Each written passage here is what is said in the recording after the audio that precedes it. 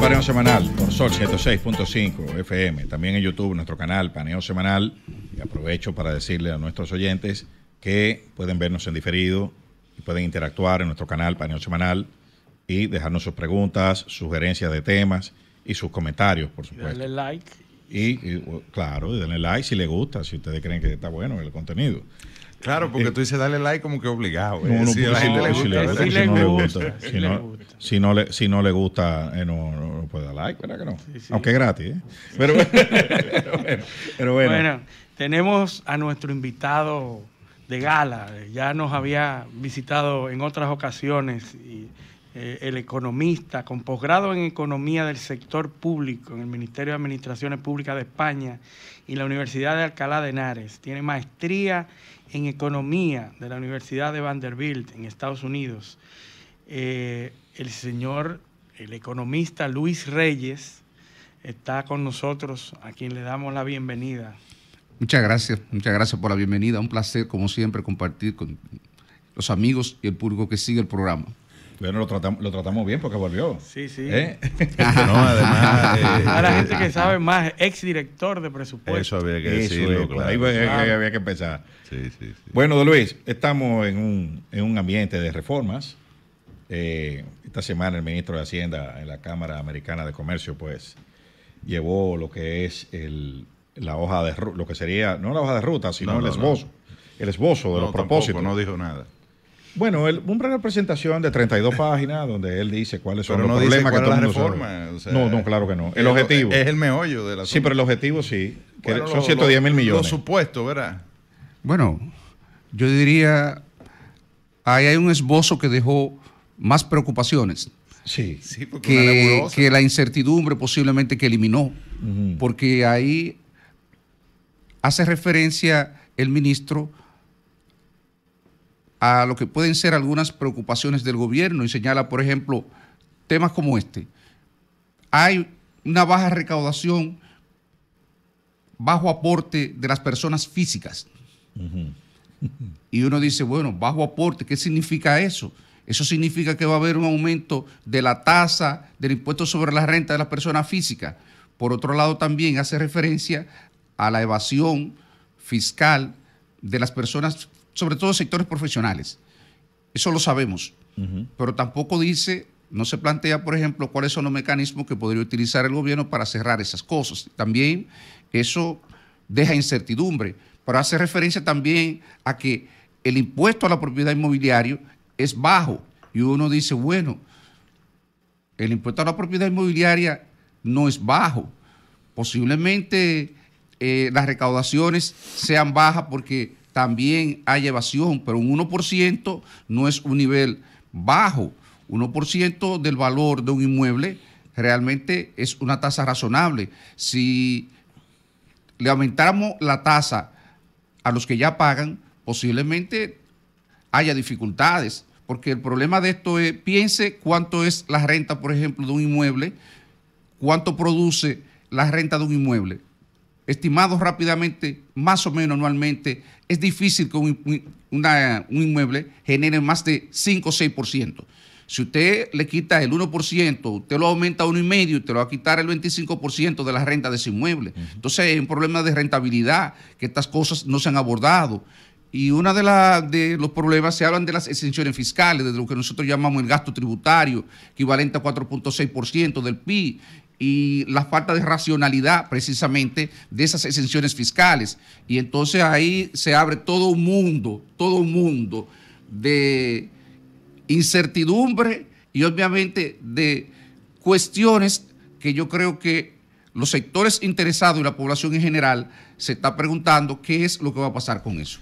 Yo quiero un poquito iniciar, Luis, ordenar un poco el debate, bueno, la entrevista. ¿Cuáles son los supuestos que obligan al gobierno a presentar una propuesta de reforma tributaria? La necesidad de, ya el ministro estableció un objetivo, serían 110,000 millones de pesos, me parece que es más bajo que el objetivo que inicialmente se había considerado. Esto esto viene siendo como un 1% del PIB, ¿verdad? 1.5. Eso es 1. El PIB para el próximo año, 1% serían 80.000 millones aproximadamente, es decir, que estamos hablando menos de 1,5. Menos de 1,5. No, debe de ser 1,5 por lo siguiente. Sí.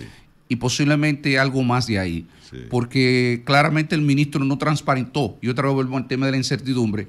Él hace una potencial asignación de recursos de esos 110.000 millones, por eso queda 110.000 millones, pero ahí no se tocó el tema de la disminución del déficit.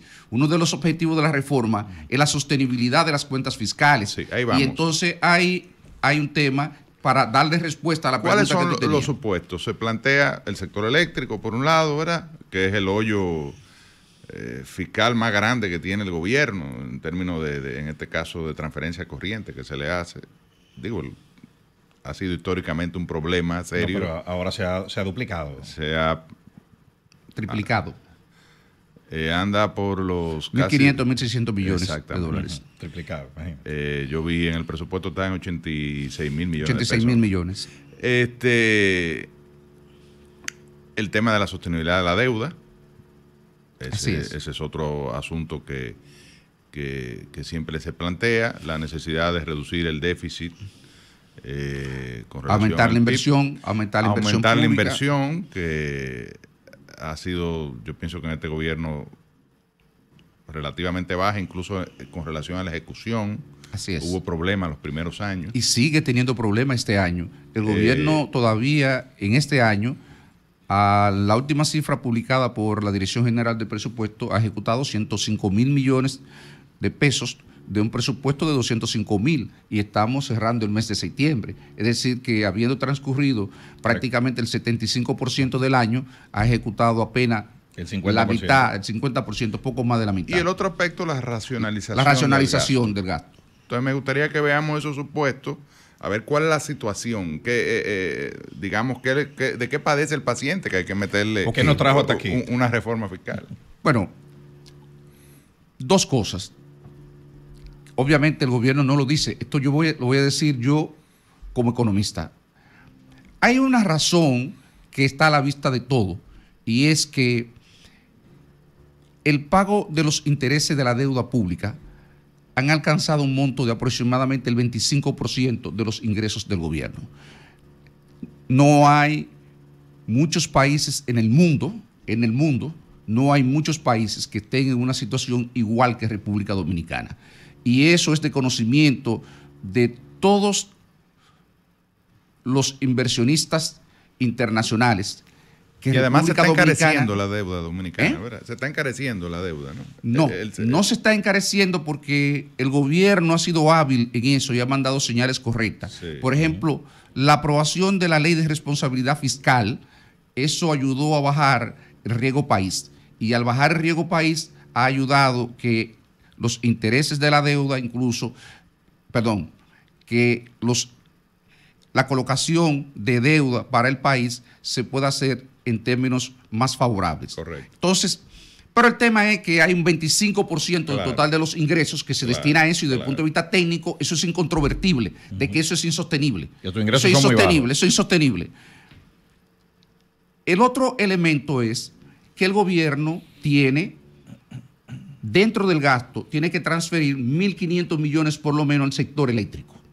Y eso es otra situación que es insostenible. Y obviamente, disminuir ese déficit hay que hacer una inversión cuantiosa, pero no solamente cuantiosa, sino que requiere tiempo y por tanto... Dice don Celso, el número que él dio, en los próximos 3 años, 900 millones de dólares. Exactamente. 300 millones de dólares por año, que serían adicionales, porque se mantendría en los... El déficit está igual y tú tienes que buscar 900 millones de dólares. No, iría bajando y digamos que el neto de eso, pero el tema es que tú vas a durar 3 años. Claro. Yo tengo duda, porque aquí hay un tema de la capacidad de ejecución. Exacto. O sea, un momento.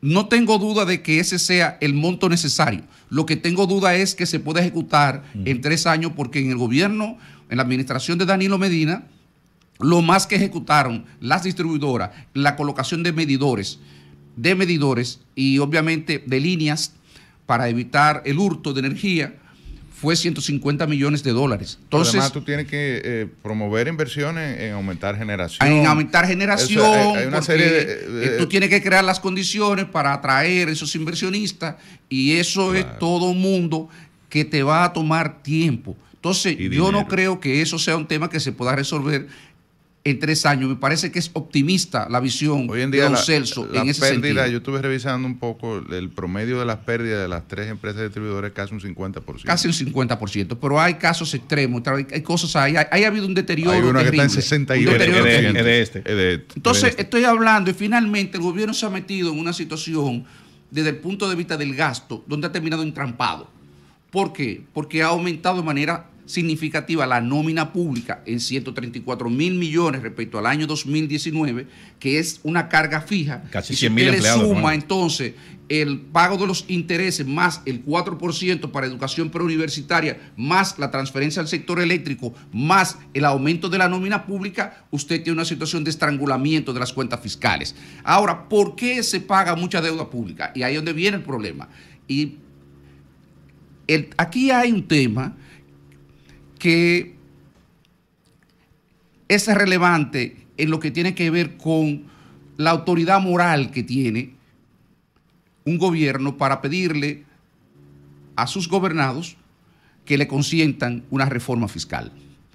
Y el problema del gobierno es que cuando uno analiza el pago de los intereses y ve el incremento que ha tenido la deuda del sector público, excluyendo la del Banco Central, que es relevante y es deuda pública, pero solamente para ver lo que ha sido decisión, responsabilidad del gobierno central. Esa deuda ha aumentado en 17 mil millones de dólares en 4 años, y para que tengamos una idea, mucho más de lo que se incrementó la deuda en los 8 años anteriores. Y el tema es que esa deuda además no se ha destinado a inversión, se ha destinado a financiar gasto corriente. O sea, nos hemos quemado 17 mil millones de dólares, poco más de 17 mil millones de dólares. Otra deuda. No, porque entonces el gasto ha ido en dirección contraria a la deuda. No puede sorprendernos entonces que haya aumentado el pago de los intereses de la deuda. Y cuando uno observa eso y observa el incremento de la nómina, entonces uno se pregunta, uno dice, bueno, pero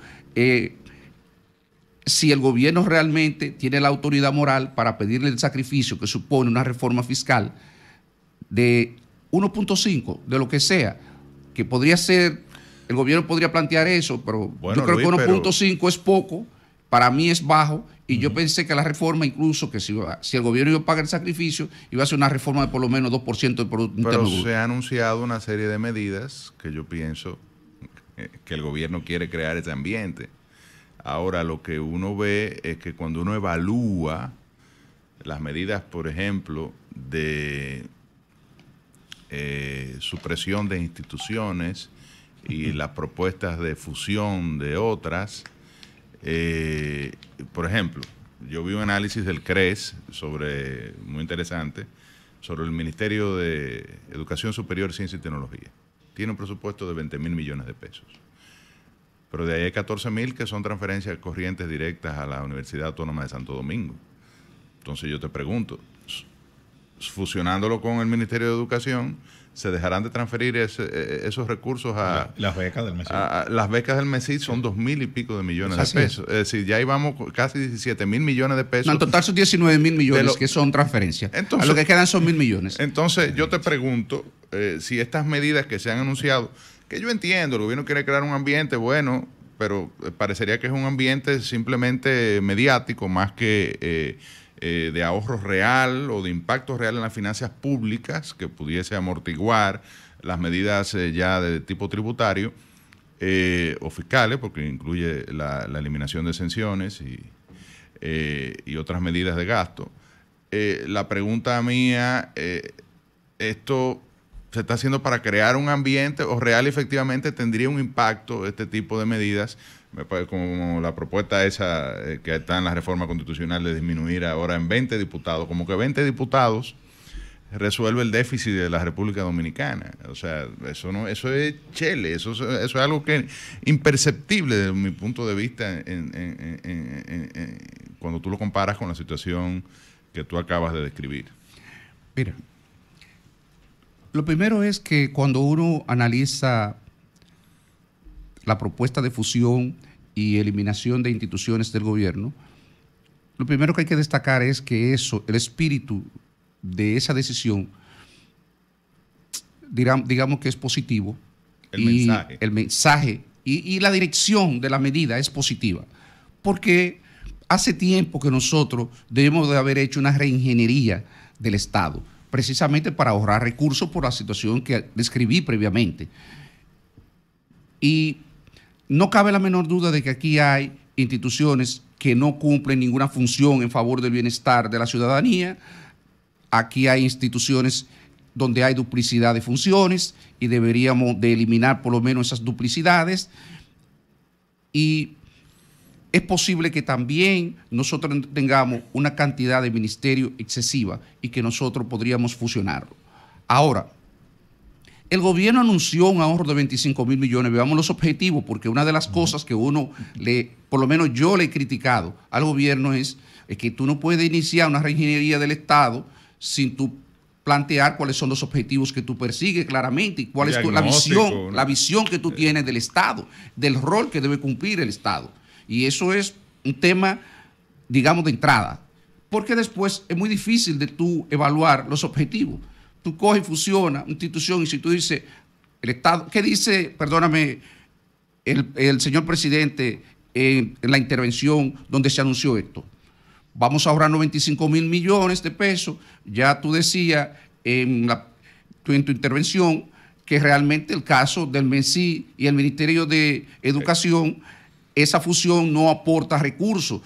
Y la otra es, estoy hablando de las grandes, el Ministerio de Economía con el Ministerio de Hacienda, que tampoco aporta recursos porque el Ministerio de Economía maneja 3.200 millones de pesos de presupuesto y de esos 3.200 millones tiene que transferir unos 500 millones a la Oficina Nacional de Estadística y otros 400 millones que son de cooperación multilateral, quedan 2.000 y pico de millones. Y si usted piensa que el Ministerio de Economía cumple la función, las funciones misionales de ese ministerio es básicamente la parte de planificación que es transversal a todo el Estado y que esa estructura es una estructura formada por técnicos muy especializados, claro, que usted no la puede reducir. Entonces, además le queda la Dirección General de Inversión Pública, que también es otra área especializada que usted no la puede eliminar, y así sucesivamente. Usted va a poder ahorrar muy poco de eso. ¿Cuánto? Como decíamos en otro programa, usted se va a ahorrar posiblemente 4 viceministros y quién sabe, unas cuantas secretarias es lo que usted podrá eliminar de eso, porque en realidad ninguna de esas fusiones aportan ahorro, que es para mejorar la eficiencia en términos de los servicios públicos, que es otro de los objetivos que se anunció por lo menos ahí.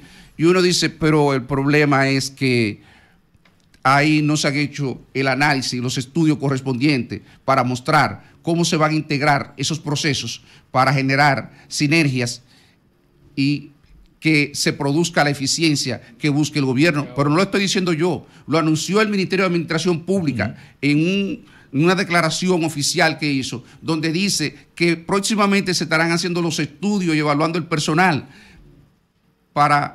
y uno se sorprende entonces que se hagan estos anuncios, porque uno dice, ¿cómo le van a llevar a una situación de desasosiego a los empleados de esas instituciones anunciando cosas que no han sido debidamente evaluadas? No solo entonces, eso, en otras palabras, eso es improvisación, claro, y pura pantomima en interés de crear, pura pantomima, por ejemplo, en interés de crear una percepción favorable para poder presentar, claro, la reforma fiscal tal como tú señalabas. Esos ministerios que se han mencionado, todos tienen unas leyes que los crean. Sí. Es decir, para producir esas fusiones, que yo no sé si se van a materializar, honestamente. No.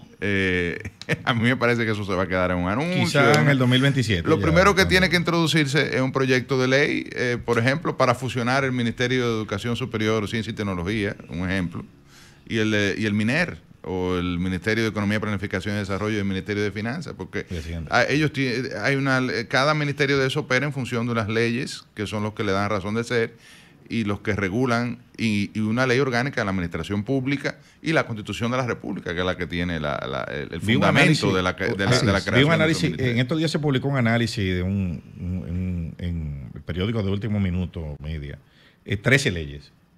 El diagnóstico inicial. Son pudiese 13 ser leyes. como Sí, aquella pero ley. no solamente, mírame, no hay que irse tanto a las 13 leyes. Sí. Tú coges 2 leyes básicas.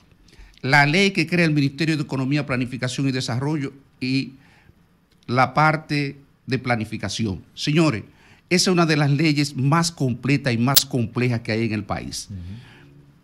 Fusionar eso con la Ley de Administración Financiera del Estado,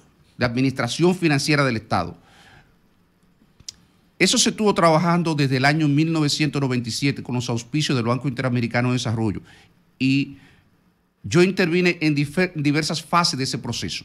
Eso se aprobó finalmente en el marco del acuerdo con el Fondo Monetario Internacional del 2004 al 2007. Se aprobó ese paquete de leyes como parte de las exigencias del Fondo Monetario, de las condicionalidades del fondo en el marco de ese acuerdo.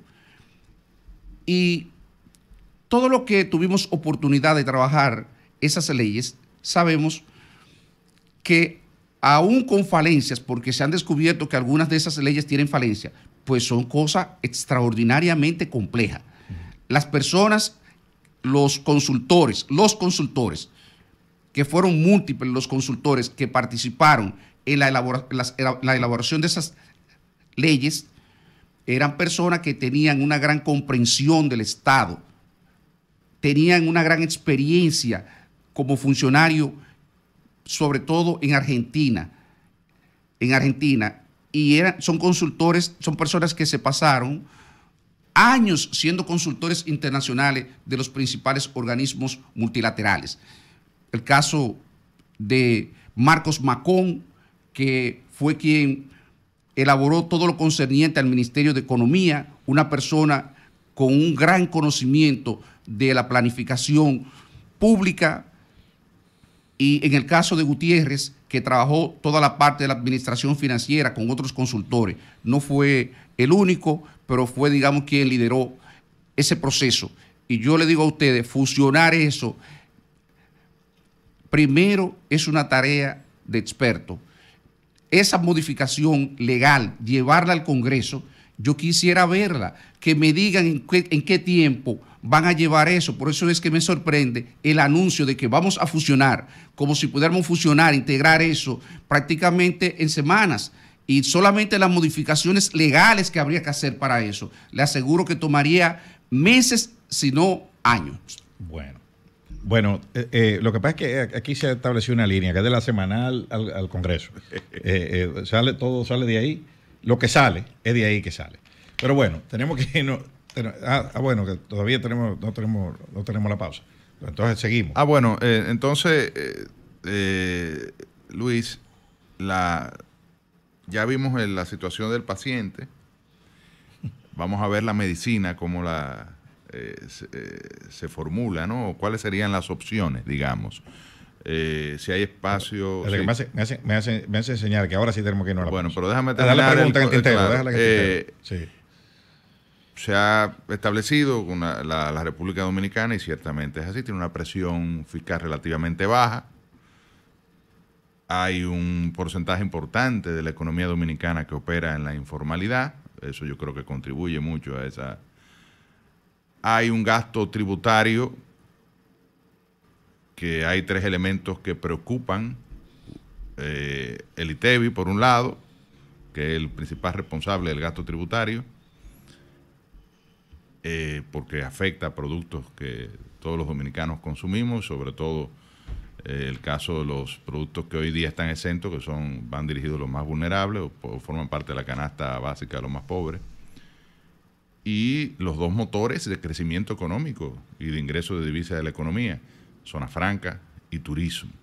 Y bueno, los otros impuestos que pudiesen tocarse. Eso es lo que me gustaría que veamos en el próximo segmento. Bueno, se queda en el tintero la pregunta. Vamos a la pausa. Esto es Paneo Semanal. No le cambien. Un paneo con